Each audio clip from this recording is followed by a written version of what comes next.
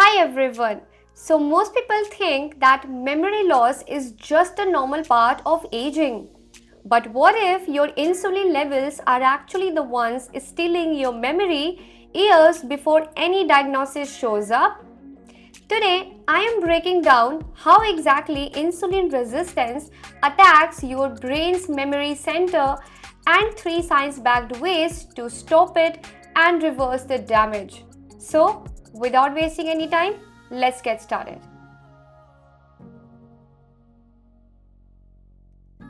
Okay, so first, let's understand what's actually happening inside your brain because once you understand this, you cannot unsee it.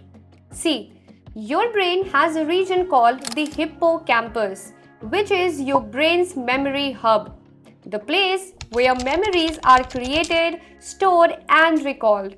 And it is packed with insulin receptors because it needs insulin to absorb energy and do its job. But when you have insulin resistance, those receptors stop responding. And when that happens, your brain can no longer use the energy they need to function.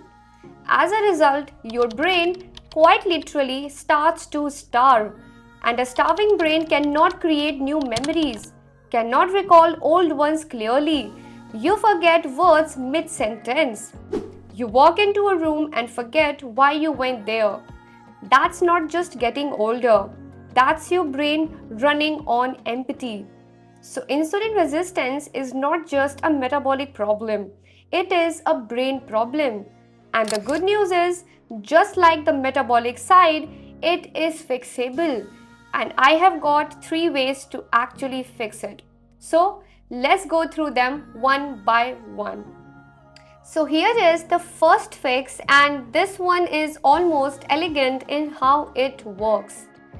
If your brain cells cannot absorb glucose properly, what if you just gave your brain a completely different fuel source?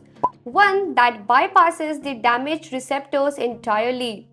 That's what ketones do. When you cut refined carbs and sugar, insulin drops and your body starts producing ketones from stored fat. And unlike glucose, ketones don't need insulin receptors to enter your brain cells. They bypass the broken pathway completely and feed the neurons that were starving.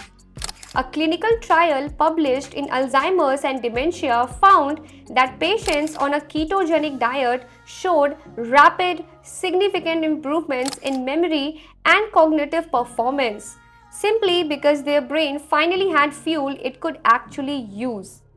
Now, you don't have to go full keto overnight.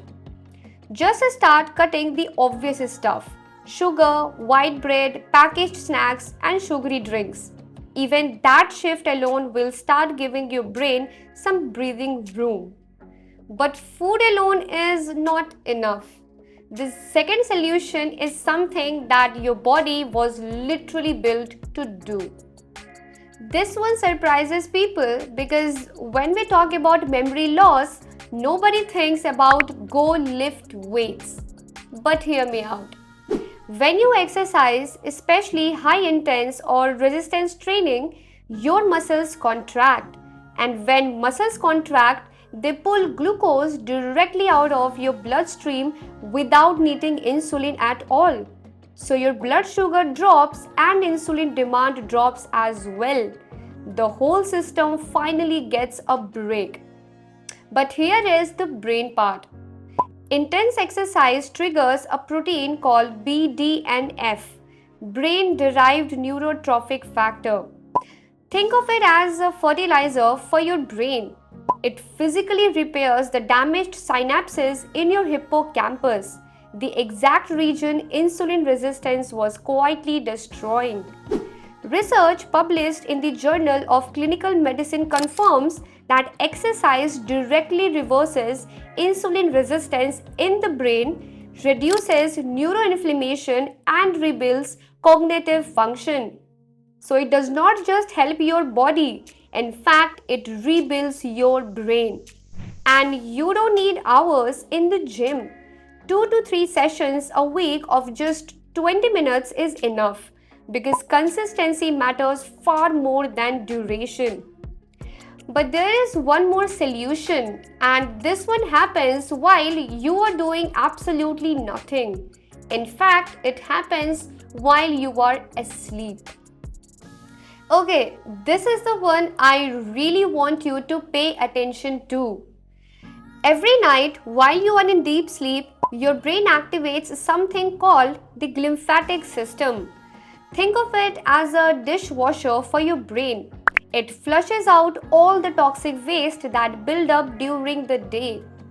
But here is the catch. This system only works during deep uninterrupted sleep, and most people are not getting that. Late nights, phone before bed, inconsistent sleep schedules, all of it suppresses deep sleep. And when deep sleep is suppressed, the glymphatic system does not run. The toxic proteins don't get flushed, and as a result, they stay and they pile up night after night. A landmark paper in Nature Reviews Neurology confirmed that poor sleep directly impairs this clearance system, while optimizing deep sleep actively accelerates it. So the fix is simple: 7 to 8 hours, consistent bedtime, no screens before bed, and no food 2 to 3 hours before sleep. Because high insulin before bed suppresses the very deep sleep your brain needs to clean itself. So, as you can see, it's all connected. Every single piece of this ties back to insulin. And if you're curious about how insulin resistance is silently working against your fat loss, no matter how hard you train or how clean you eat, I just dropped a video about that. And trust me, it will completely change how you think about weight loss. Link is right here. Go watch that next, and I will see you in that video. Until then, peace out.